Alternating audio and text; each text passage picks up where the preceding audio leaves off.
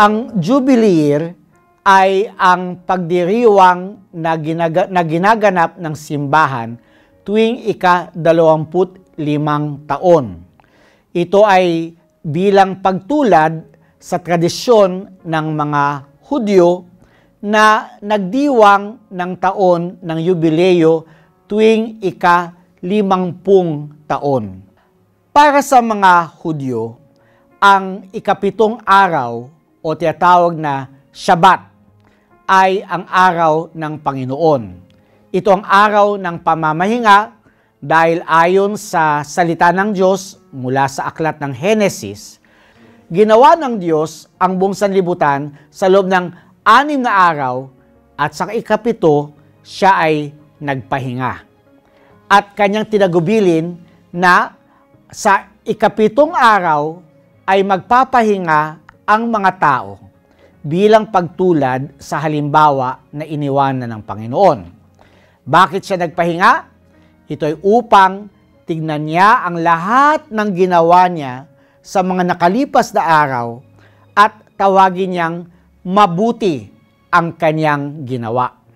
Ganun din naman, sa ika-7 araw, tayo ay humihinto sa paggawa, nagpapahinga, upang magkaroon tayo ng malayang pagkakataon na sambahin ang Diyos, dakilain siya at sabihin natin, Panginoon, kay buti ng iyong ginawa.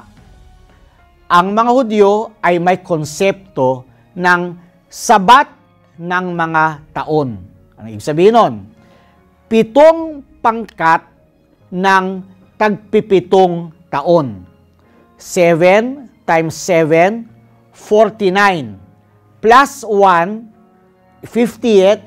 Ang ika-50 taon ay tinatawag nilang Jubilee Year. Ang Jubilee Year na yon ay, number 1, taon ng pagpapahinga ng lupa. Hindi sila nagtatanim sa taon na iyon para makapagpahinga ang lupa at maibalik niya ang kanyang nawalang sustansya. Ikalawa, ang Jubilee Year ay taon ng pagbubura ng lahat ng mga utang. At ikatlo, ang Jubilee Year ay taon ng pagpapalaya ng lahat ng mga bihag o lahat ng mga alipin. Sa ganitong pamamaraan, yung pagbubura ng lahat ng utang at pagpapalaya ng lahat ng mga alipin ay muling bumababa ang agwat sa pagitan ng mga mayayaman at ng mga mahihirap. Sapagkat ang mga lupang naisanla ay bumabalik sa orihinal nilang may-ari. Lahat ng mga utang ay pinatatawad at ang lahat ng mga naninilbihan bilang pambayad ng utang ay binibigyan ng kalayaan at bumabalik sa kanilang sariling mga pamilya.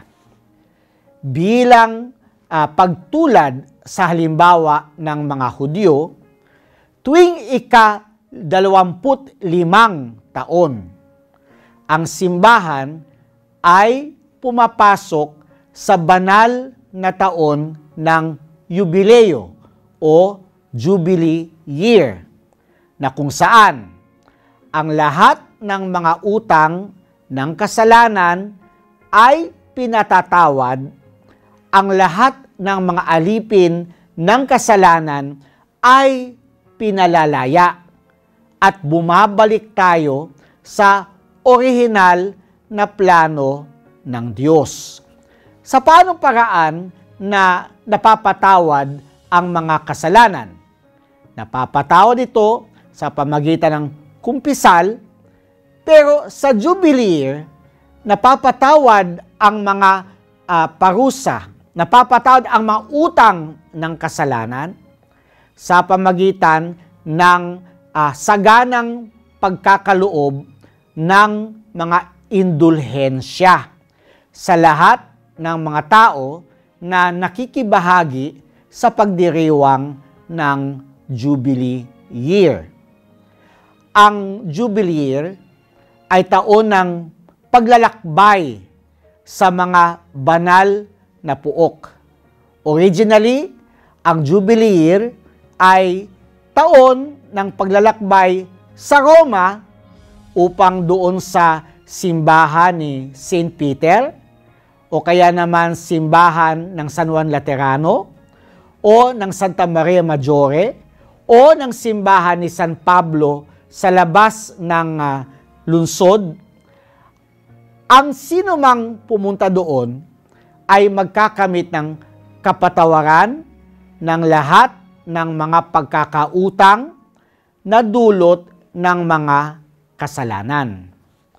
Pero ngayon, ang Jubilee Year ay extended sa buong mundo. Ibig sabihin nun, hindi mo na kailangang pumunta ng Roma upang doon ay magdasal sa apat na sabing simbahan, kundi dumalaw sa mga Jubilee churches na dinideklara ng obispo ng lugar at doon isagawa ang magawain ng Jubilee. Ano ang magawain ng Jubilee? Una, magkumpisal. Ikalawa, tumanggap ng banal na komunyon. Ikatlo, sa Jubilee churches ay magdasal para sa mga intensyon ng ating Santo Papa.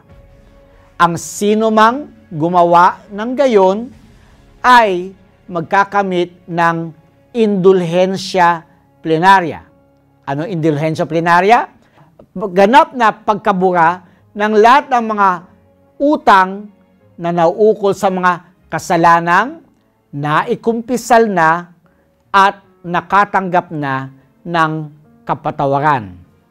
Kaya nga sa taong ito ng Jubilee, tayo ay maghanda ng sarili, magkumpisal, at tumanggap ng komunyon upang sa gayon ay makapagdalaw tayo sa mga Jubilee churches, magdasal para sa Santo Papa, at magkamit ng indulhensya plenarya. Masdan mo ang linas ng pag-asa at ang awit namin pakinggan na tunay nating makakamtan ang buhay